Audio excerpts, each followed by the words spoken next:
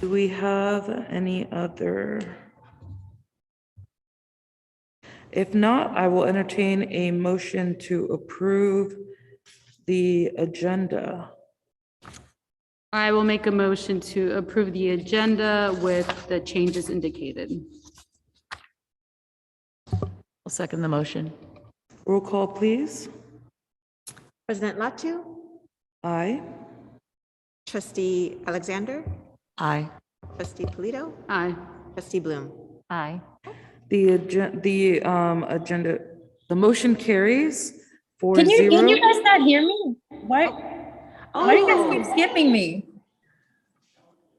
Trustee Shabomahin is here. Apologies. So we'll go back. I've been here since the beginning. So when you did the roll call, when you said Tamara, I was unmuting, and then you just went to the next one. I was like, okay. And then yeah, so I don't know. Can you not see or hear me? No, I couldn't hear you. Oh, well, I Really wasn't talking. I wasn't talking, but you can't see my video? Now we can. Now we can. When you speak, Okay. we can see you. Oh, got it. So I've been here since before the meeting started, just for the record. And I heard the roll call and I was about to unmute and say here, but then it just went, you guys just went to the next person. So I just stayed muted. I was like, okay, maybe they see me. Okay, so we'll go back. So for the approval of the agenda, Vice President Shabomahin. Yes. So the motion carries 5-0. And for clarity, back to call to order and roll call, Vice President Shabomahin is also present. And so we will go on to item number 3. So before we go into closed session, if there's anyone that wishes to speak in regards to anything that will be discussed during a closed session, this is your time. You will be granted 2 minutes to speak.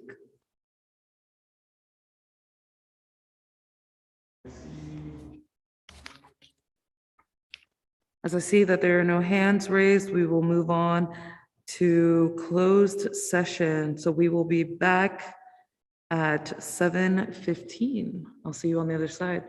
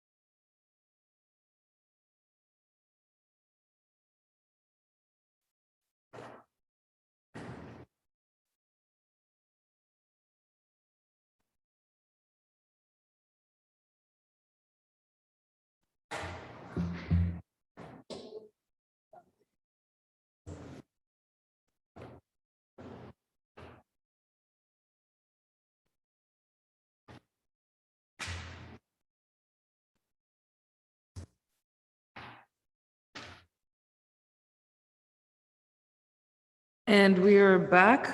And so welcome back to open session, everyone. I will go to 4A, which is report on the action taken in closed session. There was no discussion and no action was taken. And so now we will go to item number 5, which is from the floor. And so if anyone wishes to speak on any matters that aren't agendized, that are not agendized, this is your time. You can use the hand raise function and we will promote you so you will be able to speak. And I would also like to announce that we do have Spanish interpretation available.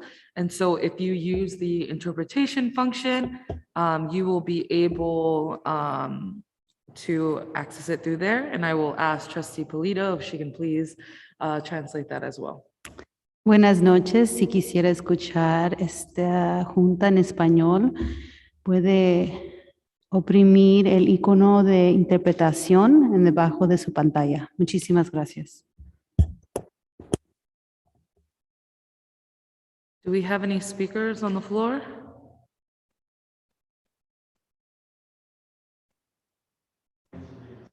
As we see none, we will move on to item number 6, which is the consent agenda. 2 items were pulled, which is 6D and 6U. So we will start with item 6D, which is the consideration to approve the consultant contract between the Ravenswood City School District and Hans Schmidt to provide digital communication support to the district.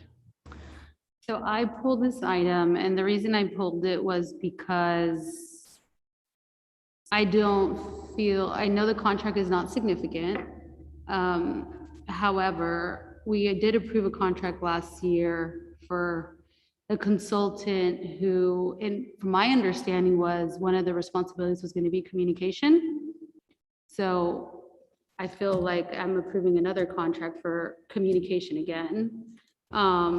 So for that reason, I don't feel like I can support this contract, given that I supported the previous contract with the understanding that they were going to be overseeing and taking on that communication portion.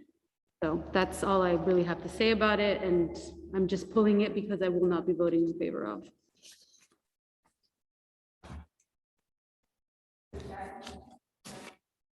Just to clarify, the strategic recovery consultant has key essential functions, and that was around the COVID testing, the vaccine, strategic plan, COVID info and response. And then also.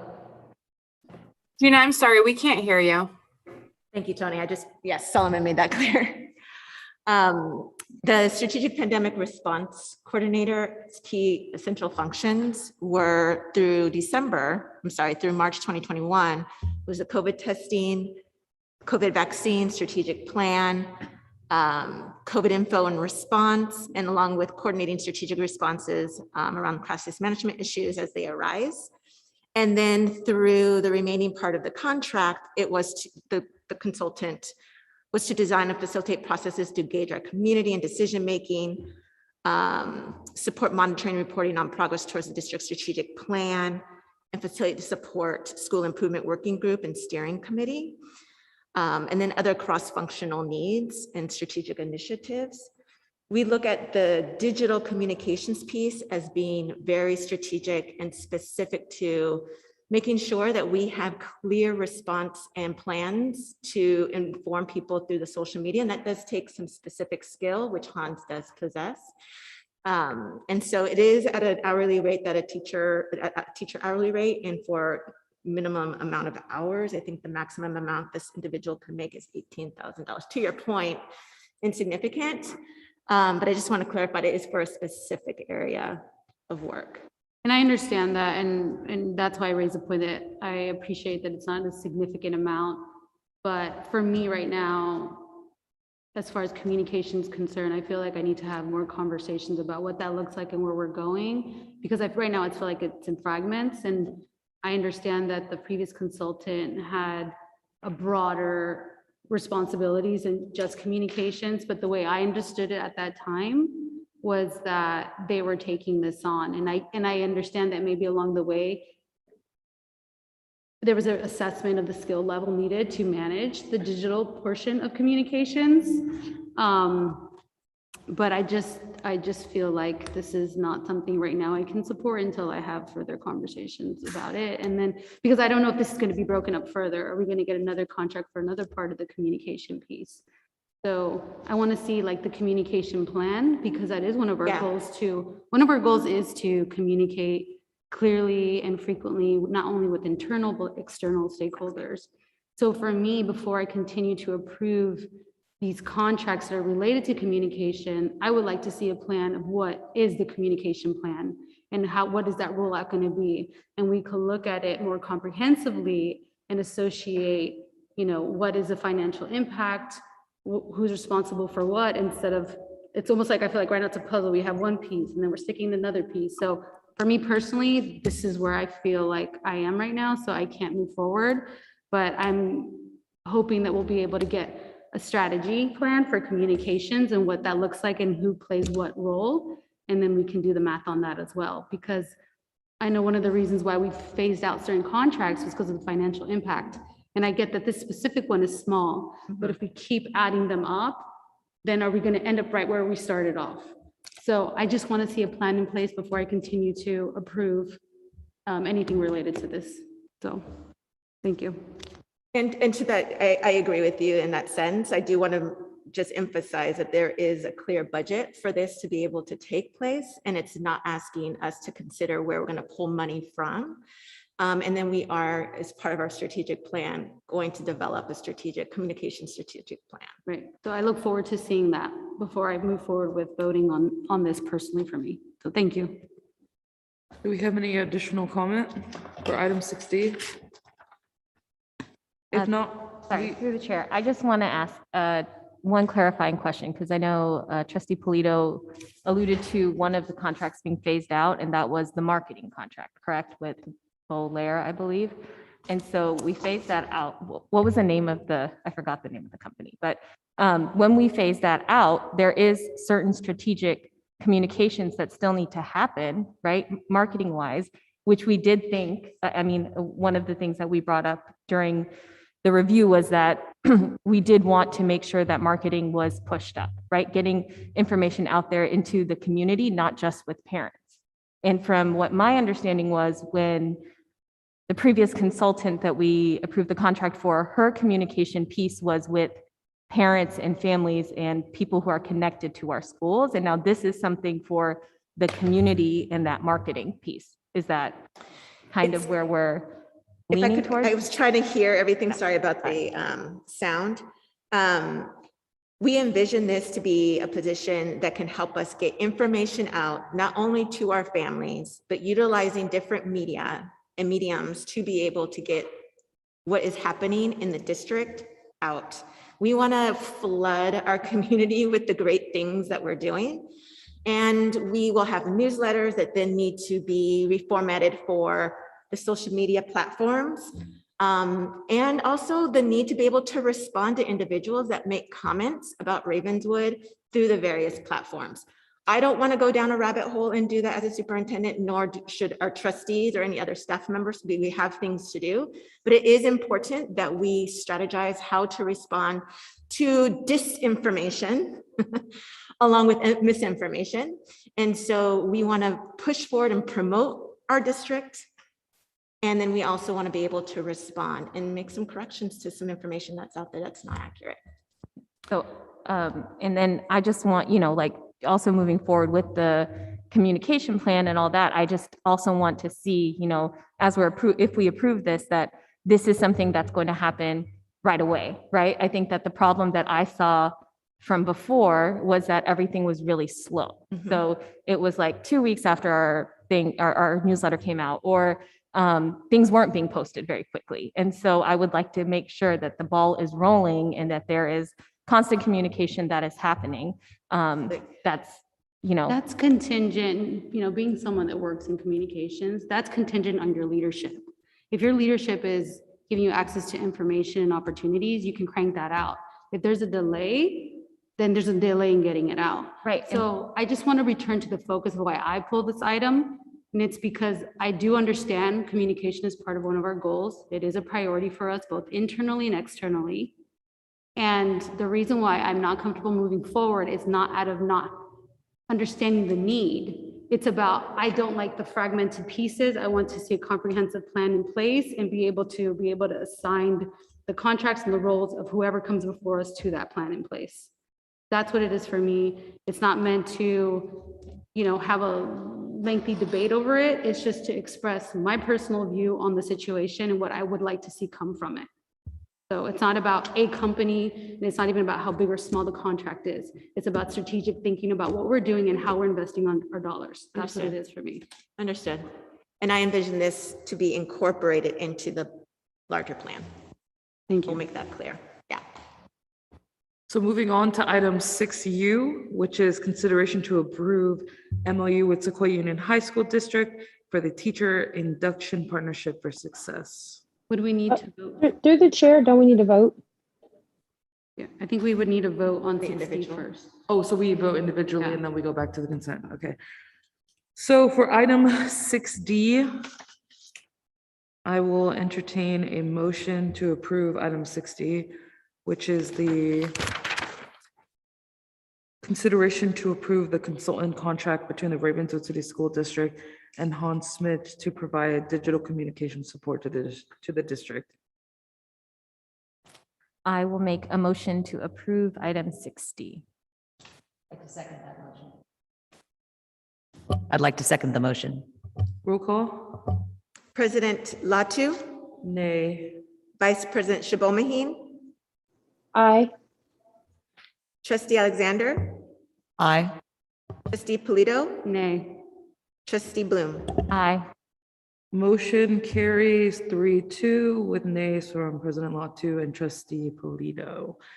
Now moving on to item 6U, which is the consideration to approve MOU with Sequoia Union High School District for the Teacher Induction Partnership for Success. So I pulled this item also because it's a conflict of interest for me because I work at the Sequoia Union High School District, so I have to recuse myself from this item completely. Thank you. Noted. So for item 6U, I will entertain a motion to approve item 6U, consideration to approve MOU with Sequoia Union High School District for Teacher Induction Partnership for Success. I'll make a motion to approve item 6U. Noted. I will second. Roll call, please. President Latu, Aye. Vice President Shibomahine, Aye. Trustee Alexander, Aye. Trustee Polito. I'm sorry. Jenny, Trustee Bloom. Aye. And the motion carries for 0 with 1 recused from Trustee Polito. Now we will return back to item number 6, which is the consent agenda. So I will entertain a motion to approve the consent agenda minus item 6D and 6U. I will make a motion to approve the consent agenda minus item 6D and 6U. I'll second. Roll call, please. President Latu, Aye. Vice President Shibomahine, Aye. Trustee Alexander, Aye.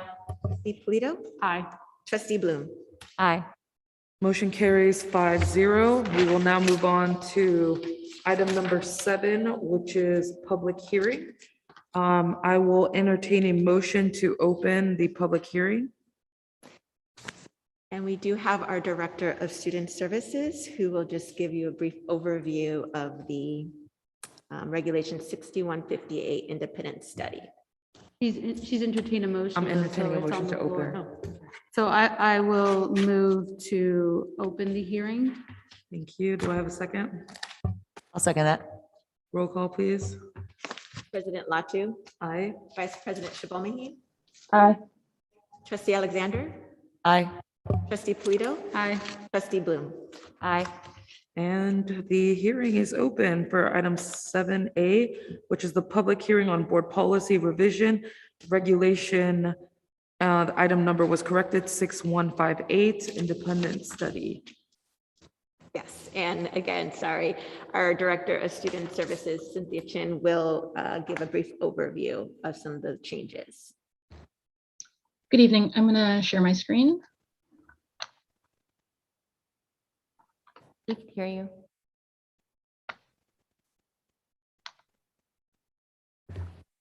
Can you hear me now?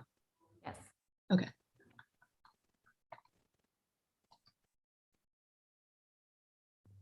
Oh. Okay. Oh, it's presenting funny. Sorry, let me stop this.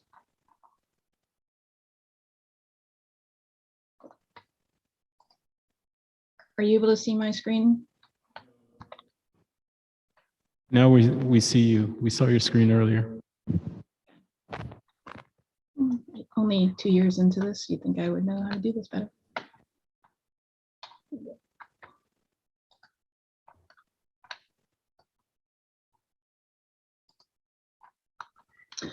Okay, wanted to give you an update on the independent study provisions. And so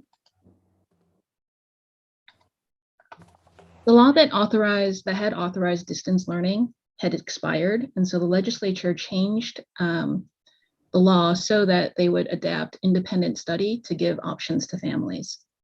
And so through AB 130, the school districts are changing policies to make sure they address independent study through the different board policies.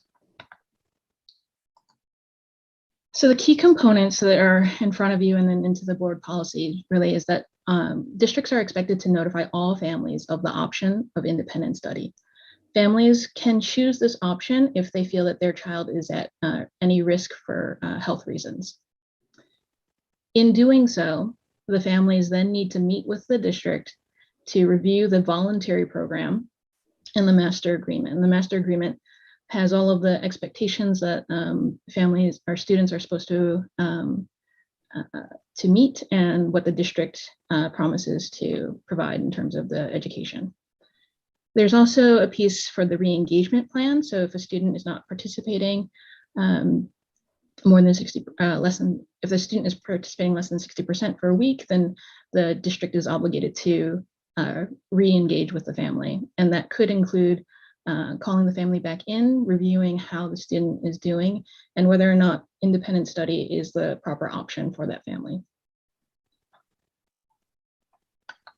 Additionally, if a family would like to return to school in person, the district is obligated to find a space for a child within 5 days. And then students with IEPs, their independent study needs to be discussed during an IEP meeting and determined from the IEP team.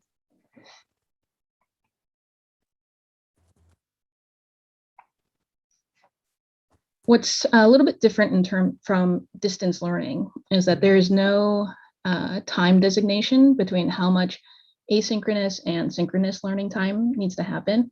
There are stipulations, though, that for TK to 3rd grade, you need to have daily live instruction. And so we are proposing to provide 1 hour of daily live instruction with asynchronous work. And then for 4th through 8th grade, we're proposing, you're expected to have daily live instruction or daily live interaction, which could include a phone call, a Zoom meeting, a check-in, and then weekly instruction. So we are proposing to have a 30-minute community meeting daily, and then 1 hour weekly instruction, and then asynchronous work. These are the minimums that we are planning to present to families. And should there be extra time within a independent study teacher schedule, we may be able to adjust the time. Are there any questions? Through the chair, I have a question. Trustee Polito? Daily live instruction, it's a little bit muffled, so I was trying to follow along. Daily live instruction online because it's independent study, and therefore, so even though they're calling it independent study, it's kind of still distance learning because it's online. Because I know the high schools are not offering any live instruction online. They only get a certain amount of hours with the instructor, but we are going to be able to do that, which is actually a better option for students, in my opinion, than having no contact with teachers at all. And it actually aligns to the law. So Right. for certain grade levels, Cindy was mentioning that the synchronous live instruction is for daily for a specific cohort of grade levels, and then the weekly for the fourth through, for Cindy, is it middle school? That's the weekly? Yeah, I apologize for being muffled. TK through third grade is daily live instruction. And then fourth through eighth grade is a daily interaction and then a weekly instruction. But I still think it puts us in a better position than the high schools, because one thing I was worried about is how was that going to apply to the elementary levels? So I'm actually happy to see that there will be live instruction, at least the early years every day, in some form of interaction for the older grades. So that was it. Thank you. Through the chair, I have a question as well. Trustee Alexander? So for the students who are doing the independent study at home, their primary teacher per se, I mean, the parents are going to have to be the ones that are making sure that the kids are doing the work. Like if they were on vacation, correct? Correct. It's Okay. not the same as the previous version of independent study, but definitely not the same as the previous distance learning. So something in between. And to Have we had, since this decision was made, have we had parents decide to have their children return to class rather than do the independent study? Cindy can clarify, yes. We sent notification to families through Parent Square. And from that, we have about 14 families or 14 students who've indicated they would like to have a meeting to discuss independent study. And so, pending this decision, we could start scheduling those meetings with the families. Okay, thank you. Yeah, I want to commend the Student Services Department because they have done a lot of touch points with families individually to ensure that we are informed about the requests.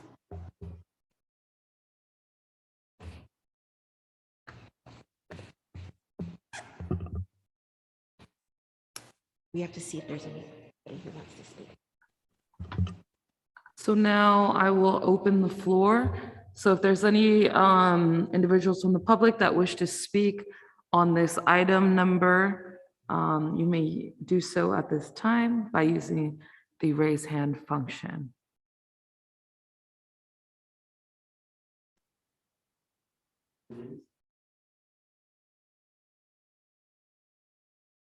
Take action.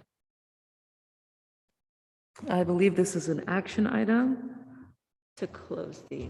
Oh, JK, not an action item. So now I will entertain a motion to close the public hearing.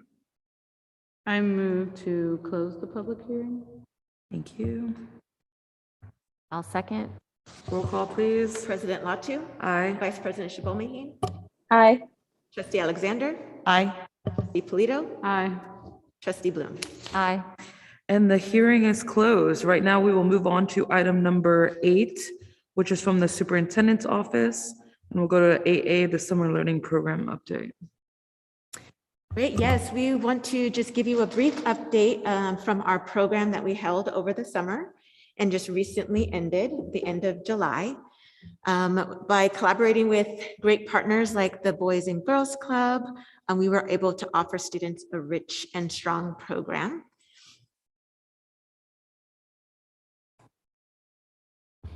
And so we'll be able to share this information.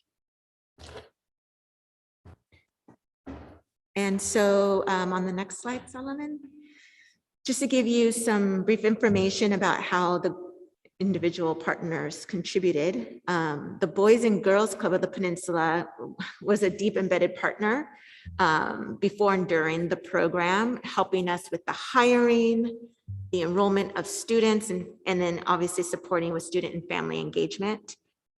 And then also specifically around the operations and safety. of students as they supported with testing and what have you. And obviously, they were strong partners in our enrichment program that was offered after the instructional portion of the summer learning program. Big Lift Kinder, we received enrichment, classroom facilitators, we had Kinder-specific curriculum and materials. And then our Teach for America core members were involved in the support of instruction. And we had an opportunity for our own teachers to be able to be mentors to help develop the TFA members. So it was also a way to improve, an opportunity for our own teachers to explore the mentorship process.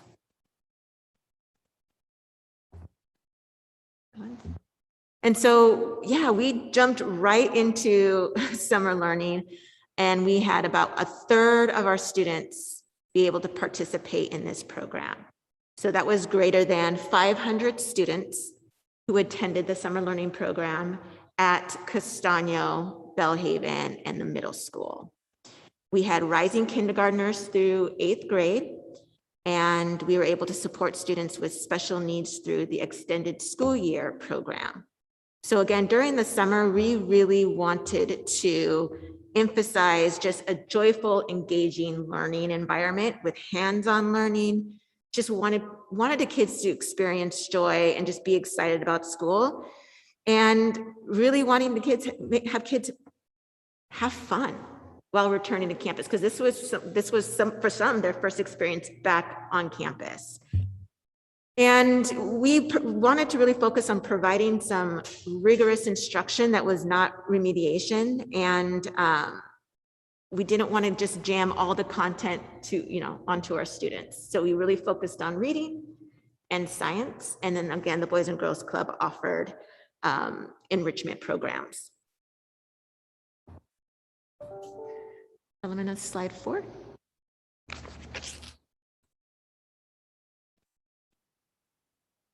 One more. Thanks. So it was a 5-week program. Again, and I mentioned how engaging learning it was. And then the enrichment programs, you can see through the video there. I mean, I took a couple of tours myself as well, along with elected officials that were participating, and got to take a look at our program, specifically around the Big Lift, and also members from the CZI who helped fund the program. And we saw students with hands-on activities in doing some science labs. We had petting zoo, we had them do some experiments mixing different substances together to see the reaction. And more importantly, speaking with site administration, they all reported how the students just seemed joyful and smiling and really appreciated the mentorship and the support. And they reported that the kids just seemed like they were having a great time on campus. And what we are also most proud of is that we were able to do this very safely. And so we continued our spring safety protocols. And as I mentioned before, how BGCP supported with the weekly COVID testing during the regular school year, they also continued with that. And we're able to test over 400, administered over 400 tests per week. And that equated to approximately 85 students who participated. No positive cases from our tests, and we responded quickly to a potential case of exposure with rapid testing, so that was not an issue.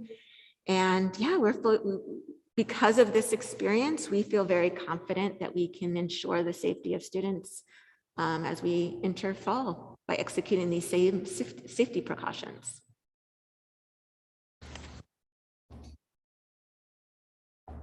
So we are already planning for next summer, and we are collecting qualitative data from surveys. And then we're also going to be able to use quantitative data in October after our beginning of the year assessments are completed to compare end of the year assessments from May, June to the one in fall to see what type of impact, academic impact the program has made. And then we've learned a lot through this process. So we've documented everything. Actually, our strategic pandemic recovery response or recovery consultant actually has done the work here in terms of collecting the information and then going to draft a playbook so that we're prepared for the next time we pull off our summer learning program.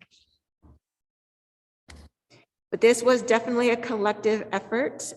We had curriculum that needed to be adopted and chosen, and so our C&I department supported with that. Obviously, the partnership and enrollment of students, our student services played a strong role. And then we had the extended school year program for our students who have IEPs, and that was supported by our special education department. We still utilize technology. Some of our learning software, our learning curriculum was also technology-based. So all of our departments had to play a role in pulling off this program. Any questions? All right, so yeah, hope you all had a wonderful summer too. They did. So thank you. I will open the floor if we have any comments from the board. Through the chair. Trustee Alexander? Just very quickly, I've had an opportunity to walk around during summer school a couple of times. And I have to echo what Superintendent Sudaria said about just the joy that the children were having and expressed on their faces, and the one-on-one interactions between all the adults that were on the campuses with the children was fantastic to watch. I'm really proud of the way our district ran our summer school program this year. Congratulations.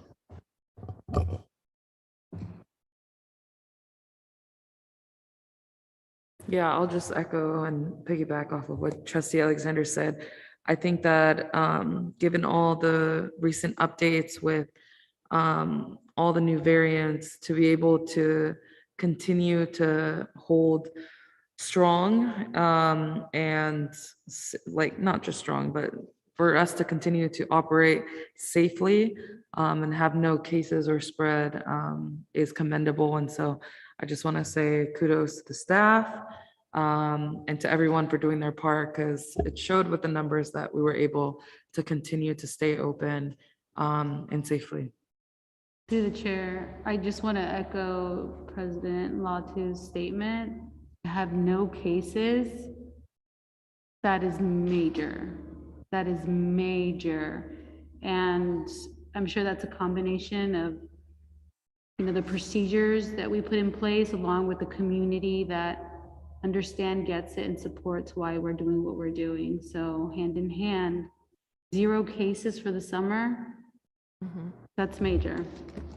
I would attribute that to the weekly testing that we were able to do in partnership with BGCP, who had an agency that supported with the entire process. Yeah.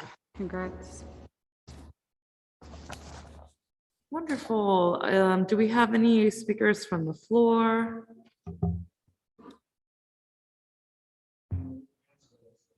As I see none, we will move on to item number 8B, which is COVID-19 safety plan for the Ravenswood City School District 2021-2022 school year. Yes, and Solomon, if you don't mind moving Ann Waterman to the panelist, just in case there's some questions. Ann Waterman, if you don't mind moving her up as a panelist. Yes, speaking of which, preparing for the fall means that we need to make sure we are up to date with the current guidance from CDPH and the county around the safety measures for COVID. And so we are very excited to be able to share with you that we are keeping in par. And so we want to take this opportunity to give you some updates. So we'll provide an update on the new guidance and success so far that we've had. The summer learning program being one of them. We will share with you what's staying the same and then what is new or different. So as we mentioned, we kept our students safe last year amidst just the changing, evolving conditions and the guidance that went around with that. More than 300 students were in our learning hubs. Greater than 500 students were on campus for our summer learning program, as we just shared. And since January, more than 4,300 COVID tests have been administered. And just to remind you, we were one of those few school districts who piloted the antigen testing as well. And now that is something that's across the state, right? So we're very proud to be in leading, be an example there. And then we have over 70% of our staff who are vaccinated. And then we're trying to get our students vaccinated who are eligible as well. So there was new K-12 guidance that was issued in July. And so what's similar, I'll just go down the line in terms of specific areas. And so Solomon, on slide 5, I'll address the vaccines and I'll go down the line here. So with the vaccines, this is our best defense, and I want to reiterate, against any major illness and COVID spread, the importance of being vaccinated. So as I shared with you, majority of our staff have been vaccinated, and I can break down the numbers a little bit, maybe. Yes, I have them here. So we have over 70% of our staff vaccinated. If we were to break it down, it's really close. 73% classified staff are vaccinated, and our certificated vaccine our certificated staff who are vaccinated, we're around 72%. The changes that we've made, we are in line with the governor's new mandate. We are requiring staff to either verify that they are fully vaccinated or continue being tested every week once school starts again. Again, the governor just made a public announcement yesterday. We continue to partner with local groups to offer vaccine clinics for staff on site and age-eligible students. As a matter of fact, just had a conversation with Mayor Romero and Vice Mayor Abrica, along with county and high school and other leaders in the education, so that we can collaborate and coordinate efforts around vaccinating members of our community, and so that we have a united front and message about the importance. And then also have the opportunity to be able to share facts about the vaccine so people can make an educated decision. Around masks, this is emerging in the research as our next best way to contain and prevent COVID spread. So we will require everyone to be masked indoors, adults and students, and this is in line with the county health order. We will also require students to be masked outdoors. So if students are masked outdoors, it means that they can safely mix with other students who are not in their homeroom. So you're thinking about PE, recess time, lunchtime, for example. So last school year and during the summer, we've seen kids as young as TK wear masks all day, no problem. And some of you who visited the campuses over the summer are able to see that. So any visitors or volunteers would be also required to wear masks indoors and outdoors whenever they are on campus. We are thinking about classrooms being able to go outside with their teacher outside and maybe have a mask break, but we want to make sure that those boundaries are clearly defined so that there's no mixing of students without masks on.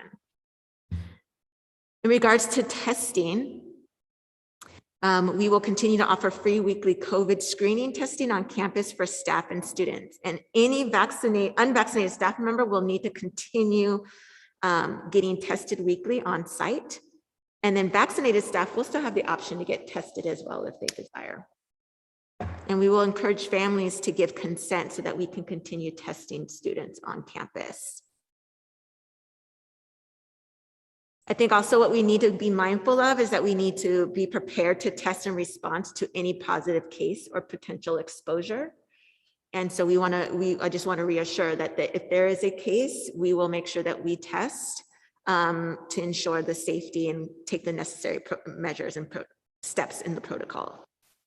So the state is paying for all costs of testing, including staffing to administer the tests. That would be too much of a demand on our current employees. So we are following up with the state, who's offering funding for us to have end-to-end operational support. In regards to, and by the way, we'll let you know who the vendor might be who will be offering that support, and we'll bring it back to the board for updates.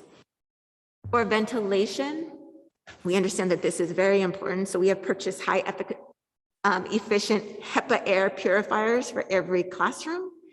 And in addition to that, to cleaning the air of any COVID particles, it will help also if we keep our students and staff breathing safer during wildfire season. So it's not just for the COVID, it's obviously going to be utilized for many reasons. And one of them is during the smoke season. Unfortunately, we have, seems like bad air quality season. We will also have staff open functioning doors and windows unless safety or weather prevents it. New construction at the middle school will have MERV 13 level filtration. And then obviously, as we consider how we optimize our other facilities, we'll consider upgrading all of the HVAC systems. So older buildings or portables that we can't upgrade right now have already been reviewed by our architect and an engineer to optimize them. And so the addition of open window doors and air purifiers should be proficient at this time.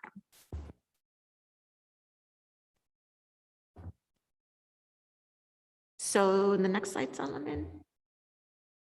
What is similar, continued, is that we will still ensure hand washing. Students will continue to wash and sanitize their hands.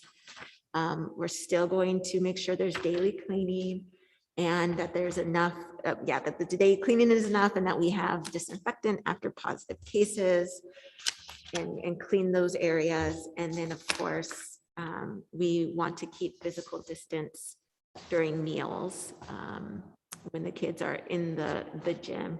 We're also going to provide tables outside while students are able to eat outside.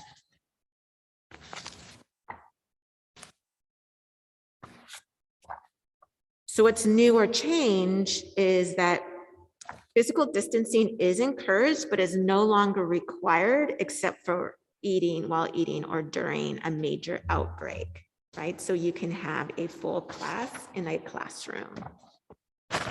So classes are going to be scheduled to return as normal, and families and staff will self-monitor for symptoms.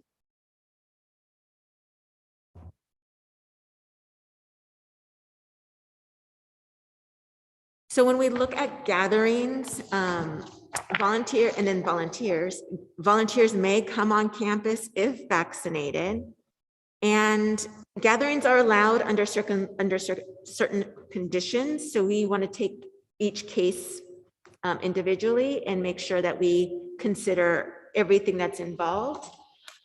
For example, Castaño had a musical, but the only people who were able to attend were the parents of the students. So we weren't able to open it up to the entire school community.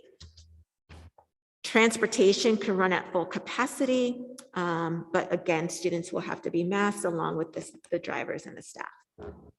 So we're excited to be able to offer transportation.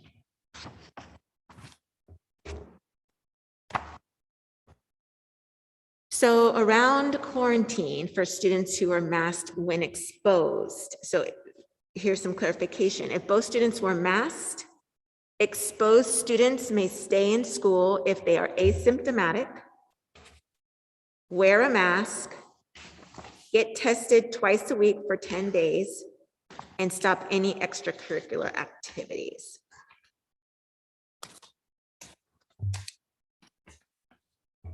And then unvaccinated students must quarantine for 7 to 10 days after any travel.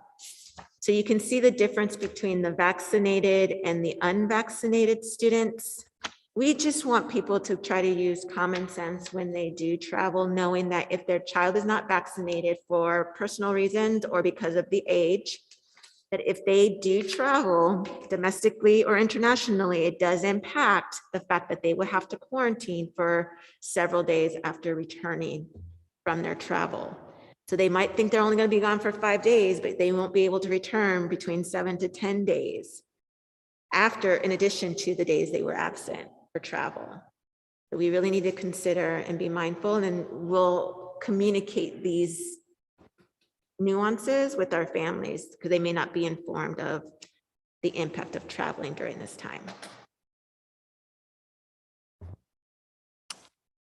And then we will continue to communicate with families in multiple ways. I'm sorry, I have Yes. a question. Can you go back to the last slide through the chair? Can I ask a question? Should I wait till the end?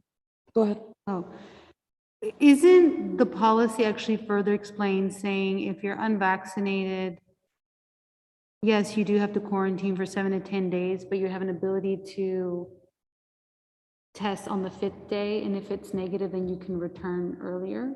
If you're back, what's the question? If you're Unvaccinated, for the unvaccinated. If you're fully vaccinated, you actually don't need No, to. unvaccinated. It says here that if you are unvaccinated and you travel, you need to get tested. And you get tested between 3 to 5 days after travel. You still have to self-quarantine for 7 days. Okay. Yeah. I thought I heard on the 5th day. And then if you self-quarantine for 10 days, you have to self-quarantine for 10 days if you don't get tested. So Getting tested is the one that bumps you up to 7 days. yes. Thank Through the you. chair, I have a question on the same slide. Trustee Alexander? Domestic travel, does that mean out of state or does that mean to Sacramento or Modesto? That means anywhere in the United States. So if I they go to travel Redwood to City? grandma's house in the Central Valley for the weekend, they have to self-quarantine? So the thing is here, like we have to take each one case by case because it might be that a family traveled at a family to another location and didn't get exposed by any other. Like they might have go to Tahoe, for example. That was utilized. That was an example used with the superintendents in the county. Like if a family stays within their group and they go to another home that there's no other family member there, then they don't necessarily have to self-quarantine because they really didn't expose themselves to any other people. So we have to really take, you know, what they say as truth. And we really have to use the honor system here.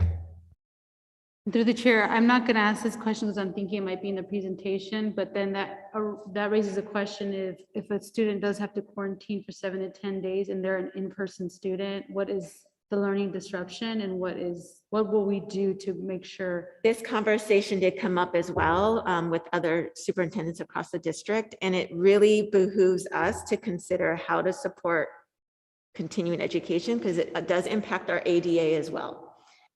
And so I think we need to communicate individually with families and we determine how to approach supporting the learning. Like, could they potentially jump on the independent study, live instruction? We still As an can use the option? traditional independent study option as well. Okay, just as an Which- idea that if yes. there are those 7, 10 days, so they don't go with no instruction, if they can participate in one of those live instructions for independent study, I Yes. think it would help. As far as that exactly. learning disruption, not. The piece with this is, I think we just need to inform our families that they are going to be independent with the learning if they end up having to quarantine for a week and a half. Mhm. Through the chair. And we've already know the impact of learning online. And so we really want to discourage We want to that, minimize but it. there are options to address cases, case by case. Vice President Chair. Shibomaheen? Thank you. Yeah, this seems really important for us to have a plan because I'm thinking about for all the students who are not yet eligible for the vaccine, right, which is a number of grades, and people going to Sacramento or Tahoe or somewhere or just anywhere,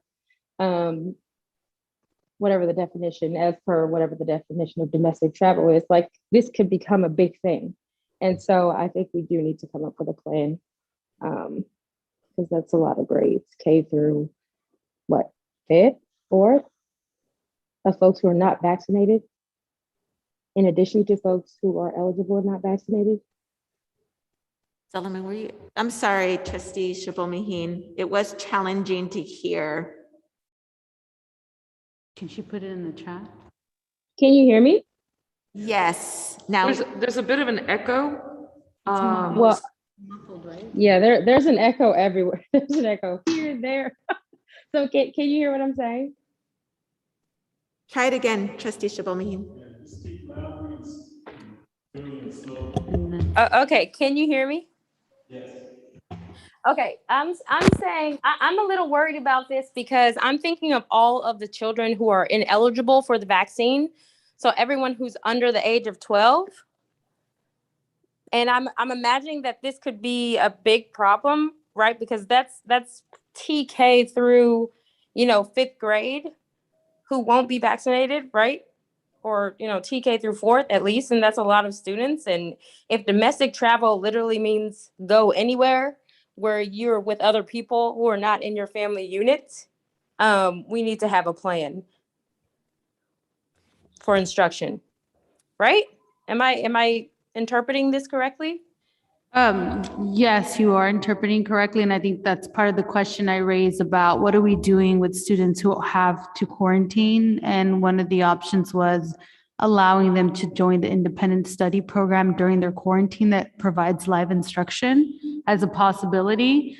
I don't know that the domestic travel includes going out of your bubble cohort. I don't know if that's what is meant with travel. Personally, I think we're being You're right. overly cautious in the way that that's being defined, because I don't think it's intended for, if you're not with the people from your home, you're considered domestic travel. Like if I go from East Palo Alto to Menlo Park, that's not, but I don't think that's how it's intended for this definition. So, yeah, Anne could clarify a little bit more, but she did share with me here that it isn't clear. The CDC guidance isn't clear on what counts as domestic travel. And so we do need to get clarification from the county if there is a minimum distance requirement for domestic travel. Because last year, she mentioned here, 150, greater than 150 miles away at some point. That was what, domestic? Greater than what, I'm sorry? 150 miles. See, 150 miles, that's Yeah. considered domestic travel? Yes, is that what you're saying? Or does that, it was before? Before. Mhm. Yeah, I don't think they mean like if you go to downtown Palo Alto, you're domestically traveling. I mean, I could be wrong, but I would double check that definition. So, yeah, I think also we need to look and consider who actually needs to be quarantined. Like it might be individual students, but we don't necessarily think a whole class will need to be quarantined. And so it is a case by case basis, and we can consider independent study. However, again, we really want people to be mindful and use common sense when we are currently in a pandemic. And so leave it at that. Yeah, I agree with what everyone said. I just also want to highlight that culturally, there can be a lot of exceptions because in our community, our bubble, I feel like I've seen that our bubble tends to be a little bit bigger. Where, like if you have siblings or you have cousins, like there could be like 3 to 4 households that consider themselves a bubble. And so if we can just create like concrete avenues so that we can cover all the bases, I think that's just my concern. And just making sure that if there is 5 or 7 days of quarantine, that student is continuing to receive at par educational backing than just, here's some packets, like figure it out. Yeah. Wonderful. Let's continue. I think we're actually close to the end here. And again, I just want to say, we learned so much about how we can reach students if they're not in the classroom. It'd be a shame to just put everything out and not revisit some of the platforms and things so we need to find a way. But again, we will continue to communicate with families in multiple ways, and we'll post this updated COVID safety plan online after the board meeting. And we will also draft and make another video for our families, send it out Parent Square Facebook, and then send a back to school safety message And we want to potentially host a virtual safety forum. Right now, it's tentatively scheduled for next Thursday for our families, where we also will have Dr. Chaya, who's been very generous with her time and providing her her expertise. And then back to school night presentations will be made available for our schools to be able to share. Wonderful. Do we have any other comment from the board? I have a question through the chair. Trustee Polito? How many parents do we have on Parent Square? How successful has that been as a communication tool? Unless our student services director has it on the top of her head, we actually have quite a few parents that are already listed and we roll it over. And so I think it's the rollover has already happened, and we needed to actually notify families about transportation and some other protocols that we needed to make sure that they were informed about. So Cindy, I'm not sure if you have the numbers, otherwise we can report back to the board. Yeah, it's at currently 98% of our families are receiving messages through Parent Square. Wow. Wow. 98% of our families are registered on Parent Square? Is that what she said? That's Well, right. not necessarily registered for the app, but through Parent Square, since it talks with our communication, our student information system. Parent Square sends it out, and so you can either receive the message through the app or through the various ways that the families indicated they prefer. So either texting or through email. And right, so this was an initiative that Cindy had brought to the district from student services to try to get as much communication out as possible. Cindy, did you have any other comments around the independent study or when students are absent? Yeah, I think, in terms of student travel, we do have the option in terms of like when we have long-term students wanting to be on the independent study route. We could also use the traditional independent study, especially if we're looking at a much faster turnaround for quarantining. And that might be a better option just because then you're getting the work directly from your regular classroom teacher versus the independent study teachers. So it keeps you on pace directly with your class. Through the chair, can we just ask her, I didn't hear what the other option was from independent study. Oh, it's the traditional independent study that we've had before. Yes. So it was after you would be absent for a minimum amount of days before you're eligible for it.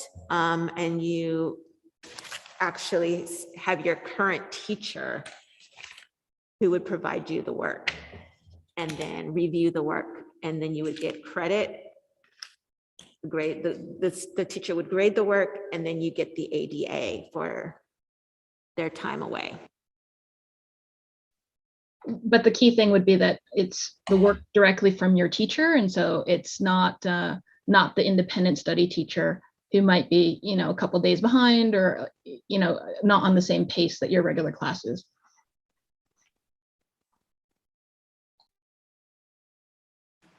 Awesome, thank you, Cindy. If we don't have any more comments from the board, I'll open it up to the public. Rhonda White had her hand up earlier. It went down. Oh, there it is. I'm going to promote you, Rhonda. It's going to take a second.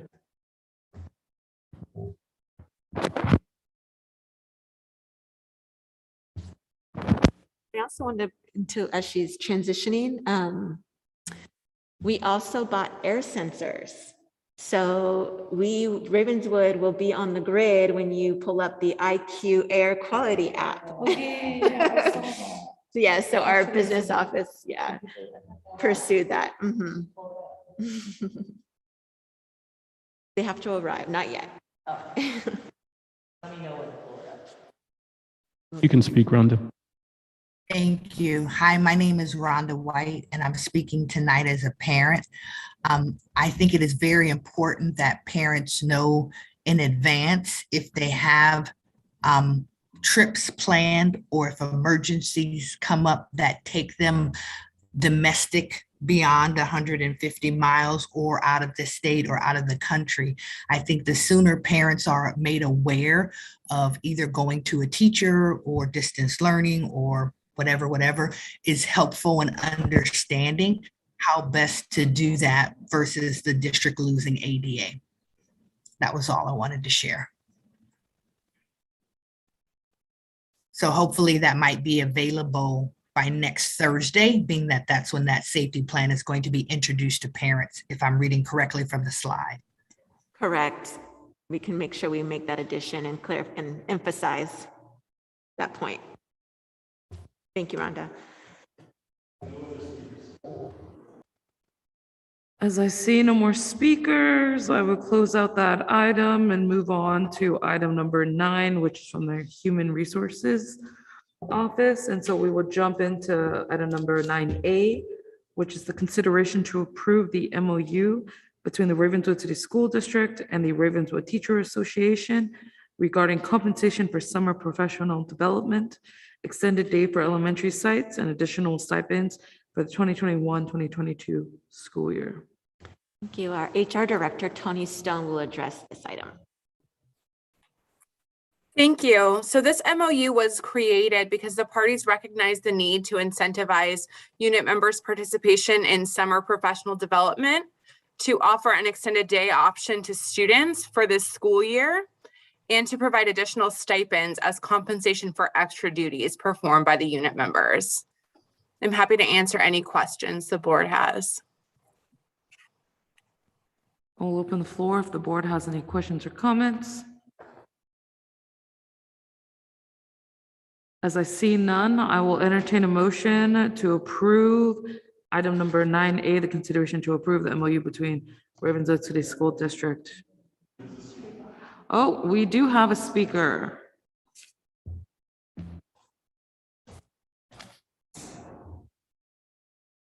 Rhonda, I'm promoting you. I saw your hand up again. Rhonda White. Hi, my name is Rhonda White, and I'm speaking as the Teachers Association president. I just want to say thank you to the district, especially to Tony Stone, the HR director, and Gina Sudaria, the superintendent, for being insightful and making sure that the COVID money was being used for very useful things, i.e. the professional development with the teachers have had the opportunity to engage in this summer from day one of summer school all the way until next week. The trainings have had a wide variety. Teachers have taken advantage of them.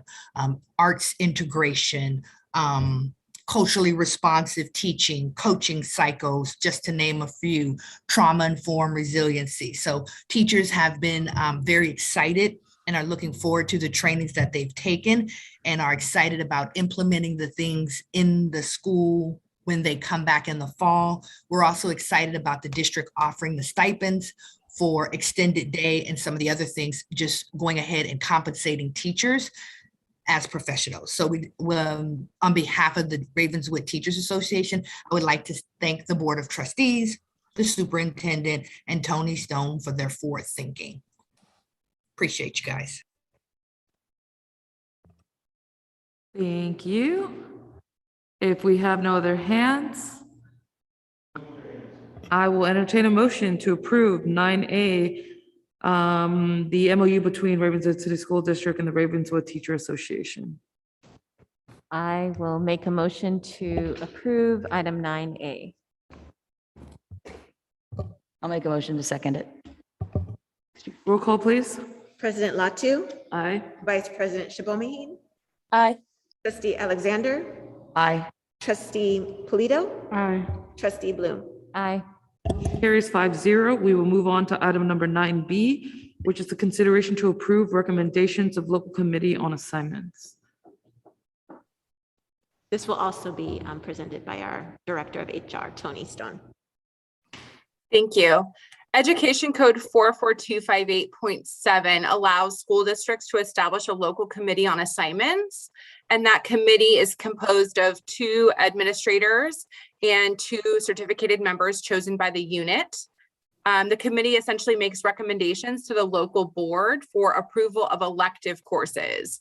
So these are courses outside of the core subjects. And these are recommendations that do not fall within the credentials held by the teacher. So the items that you're reviewing are for the middle school. There are 2 teachers who we would like to teach departmentalized social science and Spanish electives as part of our dual immersion strands. And then the others are for study skills, also at the middle school. Thank you. Do we have any questions from the board? As I see none, I will entertain the motion to approve item number 9B, the recommendations of local committee on assignments.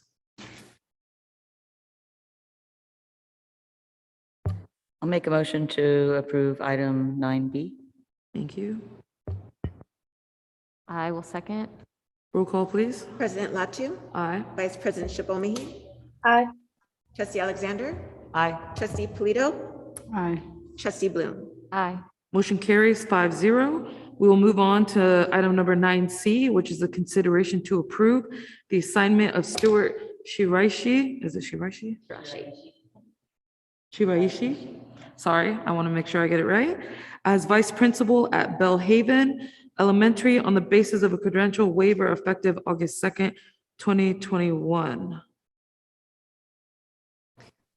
Thank you. So this waiver is presented to the board for approval. It must be done at a public meeting showing the name of the applicant and the specific assignment and the fact that the employment will be based on the credential waiver.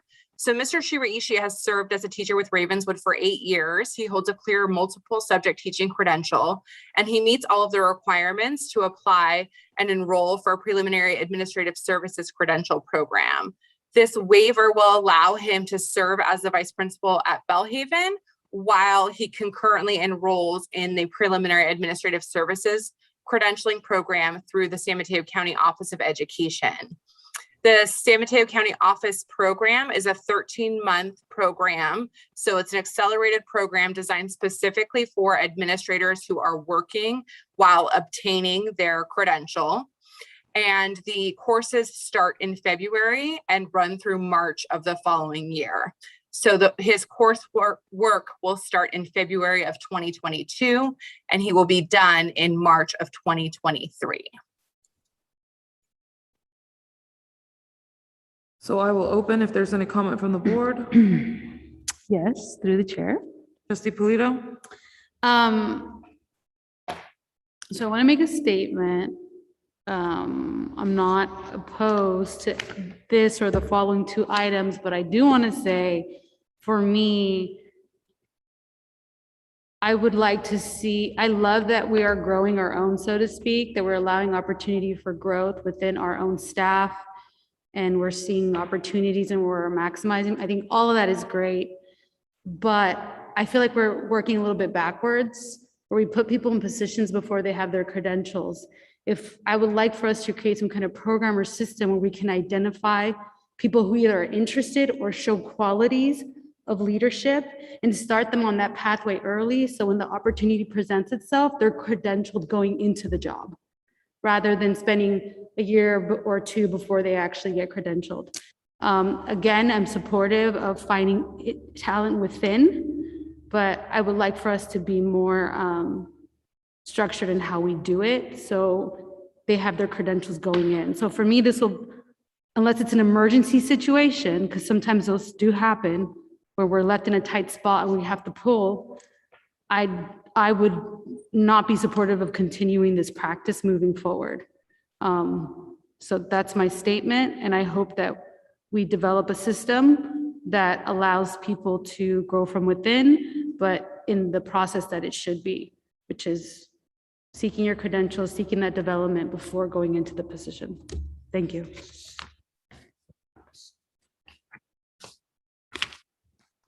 Through the chair. Vice President Shibomahin? Thank you. Superintendent Sudaria, if you can, do you think that it would be helpful, or maybe other board trustees, would it be helpful for us to understand why instead we're kind of going this way? I don't know that it's an instead, but just wondering, like, are there structural or systemic like barriers to like doing it in a way that I think would be ideal also, where there's someone who is credentialed that we're then putting in the position. Again, this has nothing, I'm not against anyone that's being recommended or anything, but I think ideally per like history, you're going to get someone who has that credential in that position. So superintendent, I'm not trying to put you on the spot. So if you don't have an answer, no worries. But if you do, I think it could be helpful to kind of speak to the why. Yeah, we actually have had Stuart serve in a leadership role already at Bellhaven School as a summer school principal. And so we have already seen his performance in that capacity, and also him having been an employee in the district, not just because of his years of service, but because of his understanding of our systems, and then being able to support our process, our progress towards achieving our mission. I agree that it does make sense to, if we have identified this and we also support financially the program, that it would be at no loss for this individual to have started something like a program like the administrative credential program earlier. And so I'm open to definitely looking at putting processes in place so that we can identify potential administrative leaders and prepare them. And hopefully, you know, they don't leave, but at least they would be ready and in the queue for when opportunity calls. And I'm sorry, just one more comment too, is we did, you know, with the additional funding, and we saw this as a prime opportunity. And so if we down the line, we're going to wait, then obviously we would do something like what Trustee Polito has shared. But we did decide probably a few months before ending, weeks before ending the school, that we were able to pursue a VP position. And then we knew who we wanted to follow up with. I also want to add for the board that we did open the application to external candidates, and we had 4 candidates apply. Of the 4, only 1 held the appropriate elementary credential and preliminary admin credential. So there were interviews conducted, and Stuart did rise as the top candidate. Awesome, Tony. Thank you for making that clarification. Yeah. So I have a question for Tony. So you said that his credential won't be over until, did you say March 2023? His program, that's right, for his preliminary admin services credential. So if we were to approve the credential now, will this come up again as a credential waiver next year? It will, yes. So we have another one, item E, from last year, where they received their first year on a waiver, and then the second year comes back to the board as a subsequent waiver. Okay. Through the chair, I have another question. Now your question has. Can I finish? Oh, are you not done? Go No, ahead. go ahead, Just go really quick. ahead. So I just want to re-echo, I get the need for filling, and it's awesome that we have these internal staff. But going forward, I do want some type of concrete plan for moving forward, because I don't want us to continue to be a bus stop on the way to a destination. I would like Ravenswood to be the destination site. And if we continue, I just feel like if we continue to wait to provide these waivers, a lot of the times these people, when they do become accredited, will leave. They will find other jobs that may be paying more. So I think that if we can create a plan that we can successfully help people rise and get accredited and gain more, that's awesome. But we need to figure out a way that we can retain our staff as well after they get these credentials. So I'll knock it back. I believe Trustee Polito, you had a comment? Yes, I had another question that arose. What is our policy if they are not successful completing their credential? Is it automatic, this is not for you, or do you? If they're, Tony, I think could respond better to this, but because they're already tenured in the district, they would not necessarily be released, but they would be released from their position and then fall into their previous position. Okay, so they would. Is that be accurate, released. Tony? That's right. They would be reassigned back to a teaching position. So they don't get like to try it again and try it again. No, that's right. They do not. Okay. And the commission requires proof of enrollment in the program. And then when you submit the subsequent waiver, they're going to ask for a statement from the program that essentially says that this candidate is on track and will complete in the appropriate time. So the commission does a really great job of making sure that there's not those cases that just sort of linger on and on and on. They really have to make progress towards obtaining the credential. Thank you. Because I know for some credentials that are not administrative, we would sometimes provide extensions to That's give them right. more time, which is why I'm asking if it's the same for the administrative credentials as it is for the non-administrative credentials, but it sounds like it's not. They don't get additional extensions. They have to complete it within that time frame successfully, otherwise they are removed and to another position.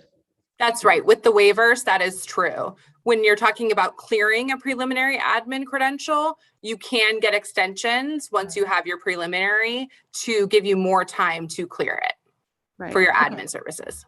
Thank you.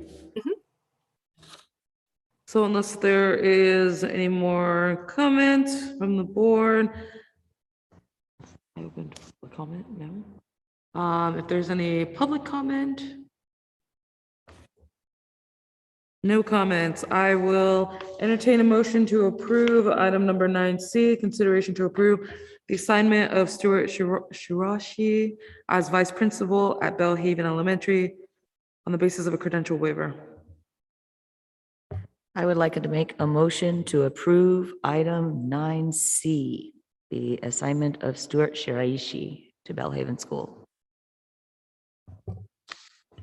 I will second. Roll call. President Latu, Aye. Vice President Shibomahin, Aye. Trustee Alexander, Aye. Trustee Polito, Aye. Trustee Bloom. Aye. Motion carries 5-0. Moving on to item number 9D, consideration to approve recommendations of assignments pursuant to Education Code 44258.3. Again, Tony Stone, our Director of HR, will present on this item. Thank you. So the education code cited allows the governing board to certify that the district has verified the subject matter competence for I'm sorry, Tony, teachers. can you speak a little bit slower? We Oh, have a sorry. bit of an echo, so it's not coming off clear. Thank you. Sure. So the ed code that was cited allows the governing board to certify that the district has verified the subject matter competence of the teachers being recommended for assignments that are outside of their credentialing area. So in this instance, there are 2 teachers at the middle school that we would like to teach departmentalized social studies as part of those dual immersion strands that I mentioned in the previous item. That is the item that is before the board for consideration. Thank you. Do we have any comment from the board? Through the chair. Trustee Alexander? Is this to teachers that have multiple subject credentials that want to teach single subjectly? To make up a word? That is correct. They both hold multiple subject teaching credentials. They both have Spanish bilingual authorizations. They have both had experience teaching ELA social studies as core subjects. And both of them have experience teaching in the dual immersion program. Thank you. Do we have any other comments from the board? Do we have any comment from the public? I will entertain a motion to approve item number 9D, consideration to approve recommendations of assignment pursuant to Education Code 44258.3. I move to approve item 9B. I will second. Roll call, please. President Latu, Aye. Vice President Shibomahin, Aye. Trustee Alexander, Aye. Trustee Polito, Aye. Trustee Bloom. Aye. Motion carries 5-0. Moving on to item number 9E, Consideration to approve the assignment of Kendra Gregg as vice principal at Cesar Chavez Ravenswood Middle School on the basis of a subsequent credential waiver effective August 2nd, 2021. Yes, and Tony Stone once again will share this item. So this is the subsequent waiver that I mentioned when we spoke about the previous waiver. So Ms. Gregg has completed about half of the program. She'll conclude the program in March of 2022. So this subsequent waiver will cover her employment in the administrative role between now and the end of her program in March. Noted. Do we have any comment from the board? Do we have any comment from the public? I will entertain a motion to approve 9E, the assignment of Kendra Gregg as VP as vice principal at Cesar Chavez Ravenswood Middle School on the basis of a subsequent credential waiver effective August 2nd. I will make a motion to approve item 9E. I'll second that. Roll call, please. President Latu, Aye. Vice President Shabomahin, Aye. Trustee Alexander, Aye. Trustee Polito, Aye. Trustee Bloom. Aye. Motion carries 5-0. Continuing to roll out to item number 9F. Consideration to approve job description for the Chief Academic Officer. Yes, and I also, first, before I start, want to thank Tony Stone for supporting us through items A through D, trying to also make sure we have all of our staff appropriately credentialed, regardless if they are clear or not. So, yes, so item 9F is consideration to approve a job description for Chief Academic Officer. And so creating a Chief Academic Officer position will support the reorganizational efforts of our executive team to improve workflow and efficiency of our organization, to better identify the development needs of team members while providing opportunities to grow and build skills to improve performance and satisfaction. Under the direction of the superintendent, and in addition to the current position served, the Chief Academic Officer supervises the district's academic division and provides leadership for overall instructional program. So they're responsible for the effective and efficient operations of the academic division. That includes the following departments: CNI and special education, and will maintain close day-to-day supervision, interaction with school principals and other assigned administrators. The recommendation is to approve the job description, and there is no financial impact for approving solely the job description. Do we have any comment from the board? Do we have any comment from the public? So I will entertain a motion to approve item number 9F, the job description for the Chief Academic Officer. Sorry, through the chair.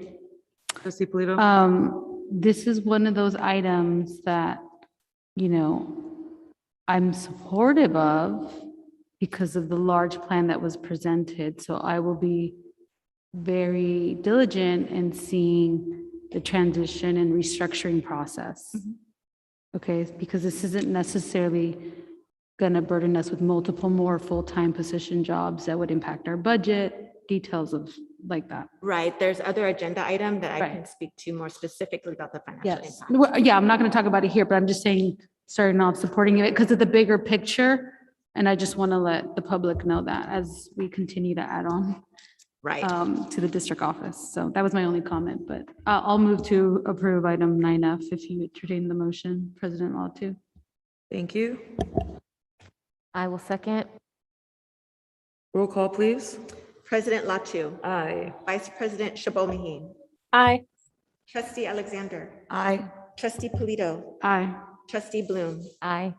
The motion carries 5-0. Moving on to item number 9G, consideration to approve the management salary schedule to reflect the addition of the Chief Academic Officer position placed under certified management on range 10.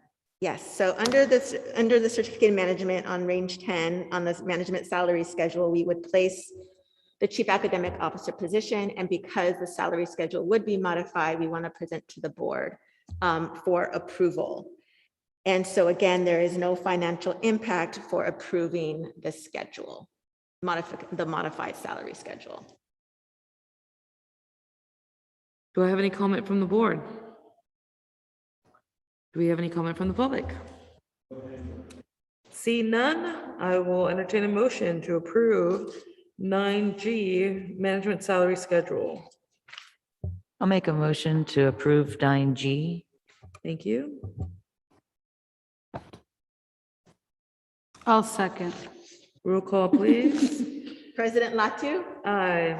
Vice President Shibomahim, Aye. Trustee Alexander, Aye. Trustee Polito, Aye. Trustee Bloom. Aye. Motion carries 5-0. Moving on to 9H, the consideration to approve the appointment of Jennifer Grabham. Yes. I apologize. Jennifer Grabham to Chief Academic Officer effective August 13, 2021. Yeah, so as you see in the documents here, Jennifer Grabham is currently the Director of Special Education. The appointment would place her as in the position of Chief Academic Officer and would be placed on management range 10, step 6. Typically, we do a 5% increase as we do promotions. This is between that number. So as a new position to support the reorganization of the executive team in order to improve the workflow and efficiency as previously stated in our organization, I would like to recommend to the board that we appoint Jennifer Grabham in addition to the current position being served as the Director of Special Education, will supervise the district's academic division and provide leadership for the overall instructional program as Chief Academic Officer. And so the Chief Academic Officer position is placed on the same range as a Chief Business Official, which is range 10. The fiscal impact, if you compare the final step of a director versus the final step of range 10, would be at most $15,000, $15,632. However, the initial impact for this academic year will be approximately $4,688 difference. There is not going to be any additional FTEs added, as I mentioned, and to your point, Trustee Polito, it is just a rearrangement of our executive team and reporting structure. Do we have any comment from the board? Do we have any public comment? As I see none, I will entertain a motion to approve item number 9H, the appointment of Jennifer Grabham. I'll make up a motion to approve item 9H, the appointment of Jennifer Graham. I'll second. Roll call, please. President Latu, Aye. Vice President Shibomahim, Aye. Trustee Alexander, Aye. Trustee Polito, Aye. Trustee Bloom. Aye. Motion carries 5-0. Cruising on by to item number 10 from the Business Department. 10A, the report of the Measure H General Obligation Bond Citizens Oversight Committee. Yes, and so our Chief Business Official, Will Eager, will present on item 10A. Actually, we have a member of the General Obligation Bond Committee, Drake Diedrich, a parent. I thought you were gonna say former trustee Sharif. I have the great pleasure of introducing Drake is sort of all I'm responsible for, I think, tonight, which is over the last couple of months, we've been working on reforming and re-meeting with our General Obligation Bond Citizens Oversight Committee. As a quick refresher of what that is, that's a group of public stakeholders from across the community representing a broad swath of the community who have met sort of once a month, I'd say, sort of over the last couple of months to review some of the bond spending that we've done over the last several years. We're a little bit behind. We're hoping to catch up. So you may get a couple more of these, but we're reporting tonight on the fiscal year ending June 30th, 2018, so several years ago. I'm pleased to introduce Drake. Drake has been with us on a couple of different committees now. I think he's becoming one of our regulars and has done a lot of sort of heroic work putting up with Shin and I as we sort of dig into past spending, some fairly at times tedious reports. And Drake is also a proud parent of a student over at Castano, I believe. Correct. So he's seen some of the work firsthand. And without further ado, I'll pass it over to Drake. Thanks, Will. My sound is good. Okay. Let's see here. I could try to do the presentation myself, or would you rather do that? If you're up for it, Drake, you're welcome to. I'm right. happy to if you'd like to. See if I can find it here. Does that look like it? Yes. Okay. Get to the one we belong on then. So this is a 5-page report that we have put together from the Citizens Bond Oversight Committee. It covers the part of the expenditures from Measure H, and it's required that a Citizens Committee, Bond Committee oversight those words, some order, review the final audit reports and put together their own report to the board. So this is our first report on the 2017-2018. The Measure H projects are required under what was approved by the voters to ensure warm, safe, and dry conditions at all school sites, replace the roofs of all permanent buildings, upgrade heating, ventilating, air conditioning, and climate control systems, modernize classrooms to help strengthen science, technology, engineering, math, and language programs, increase the preschool opportunities at our neighborhood schools, and to boost the energy efficiency of the buildings. As was discussed, the committee had done one review of this bond, and then there wasn't a quorum for several years. So now we're catching up on the second year. The primary duties of the committee are to ensure that the proceeds were expended for the purposes set forth, inform the public of the district's expenditures of the bond proceeds, present, which is what we're doing now, and provide a statement indicating whether the district is in fact in compliance with the requirements of Measure H and S. So we will quickly skip down to the findings. And we have found that the district is in compliance with the requirements of the California Constitution specific to Measure H, and that the expenditures were for the purposes set forth. Moving on to the information for the community, Will in particular has helped put together these summary reports of what it was spent on and who it was spent with, and ultimately which sites it was spent at. So as you can see from this year, 3/4 of it was spent directly on roofing, and some additional architecture fees, which would have included that and other projects, and improvements of the buildings, which included playgrounds and IT infrastructure. Now, the committee couldn't actually directly view any of these, although I can say my kids were on a playground that was dirt, broken asphalt, and some toys that were always broken within a couple of weeks of having been deployed to them. It is now a much nicer looking playground at Castano, and some of the other schools also have them.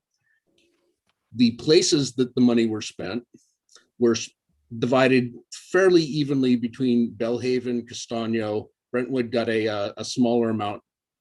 The Ravenswood Middle School plus Cesar Chavez together also got a pretty good share.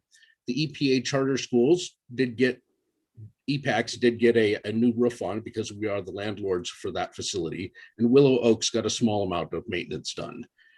District-wide covers a lot of expenditures on things like the IT infrastructure, or also a lot of the architecture doesn't actually happen at the site, or it could be one contractor covers multiple sites. So a lot of these expenses were not broken down at the individual site, in many cases because the contract wasn't for the individual site. And moving on to the final big piece of information here, which vendors did we spend the money with? The total expenditure was 6.6 million for 2017-2018 out of these bonds. And the first 4 up here are all roofing contractors. And you can see playground system down here as well. So it looks like it was all what it was supposed to be as far as we can tell. The audit report was a 20-page report, which also has a summary at the very end, which I will read. In our opinion, the district has complied in all material respects with the compliance requirements referred to above that could have a direct and material effect on the Measure H bond program for the fiscal year ended June 30th, 2018.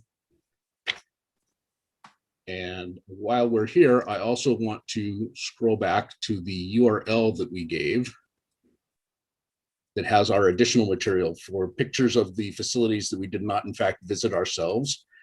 This will probably need to be typed in directly because this is all one line, but it's split across two. And most web browsers don't like HTTP anymore, and they keep trying to stick an HTTPS in there. But if you go to it, you can find the pictures of the facilities. Are these pictures coming through? They are. Okay, so here was one of the playground upgrades, and you can see roofs from the facilities. That the color is in fact changed, so it does look like it's been re-roofed. This was the playground that was a little bit of asphalt that had potholes in it, dirt, some dry garden beds, and one or two broken play houses. It's now been upgraded to this. So that is our report for this year. Thank you, Drake, and thank you, Shin Green, who's also been able to join. He's been instrumental in preparing the report. And of course, I just want to name and appreciate the other members of the committee: Court Skinner, Nicole Spragia, Heather Starness-Logwood, Bridget Grant, and Sharifa Wilson. There is one vacant position currently on the committee. If you're interested, we do have an updated website, as Drake was able to highlight, so feel free to, anyone's listening and interested in joining, feel free to submit an application there. Are there any questions or comments from the board? Otherwise, I believe this is an action item to, if you so choose, accept this item, accept this report.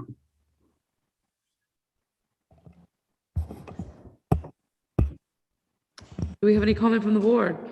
Through the chair. Trustee Polito? I don't have questions because, as you all know, I serve in the facilities committee and we live and breathe this all day long. But I did want to say a big thank you to the presenter and all those who serve on the committee from the community who take time to be a part of the work that we're doing here at the district. It's an investment of your time and commitment. I just want to say thank you. Like I said, not only to the presenter of tonight, but the whole committee. And this is very comprehensive. You know, it's a great summary, highlight summary of all the work that we do. So thank you for the report and thank you for your service. Thanks. Thank you. Do we have any other comment? Do we have any public comment?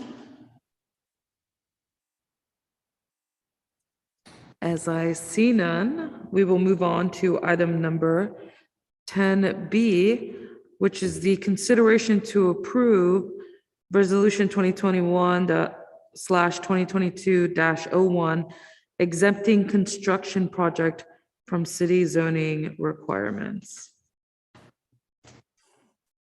Thank you. This is a slightly unusual situation. As you know, as you may know, the state zoning requirements allow districts to not go through city zoning requirements or county zoning requirements, but instead go through the Division of the State Architect, or DSA, which specializes in school district zoning as well as hospitals. The process here is we are actually required as a board, if the board so chooses, to exempt any construction done on our sites that's sort of at scale from city and county zoning rules. As you know, All Five is doing a very large renovation at their site. It's a tenant improvement. The budget for that project is currently, I believe, around $2 million. It's a larger portable location, very exciting work. That project needs to, in our mind, needs to go through DSA, which would allow the district, if the district so chooses, to eventually move back into those portables. If all 5 chooses to go through the city for zoning purposes, then the district would have to retrofit those portables to make them DSA compliant before we were able to move back in. So what we've asked all 5 to do is go through DSA, and they have done that up until this point. So all of their building requirements are built so that we could move in tomorrow if we wanted to, and the lease permitted it. This resolution sort of clarifies that with the city of Menlo Park and the county of San Mateo, without which the city and county may request to oversee the zoning for that project, which in our mind would eventually prohibit us from going back into those portables. So kind of an unusual resolution. I'm happy to answer any questions if there are any at this point. Do we have any comment from the board? Do we have any public comment? As I see none, I will entertain a motion to approve resolution 2021-2022. No, after we.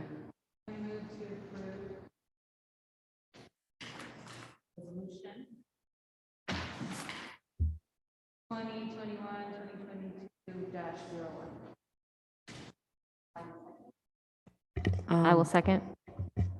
Trustee Bronwyn. So resolution number 2021-2022-01, resolution implementing government code section 53094 to exempt the Ravenswood City School District from application of city and county zoning ordinances, whereas, etc. Roll call, please. Aye. Aye. Aye. Aye. Aye. Motion carries 5-0. Moving on to item number 11 from the Board of Trustees.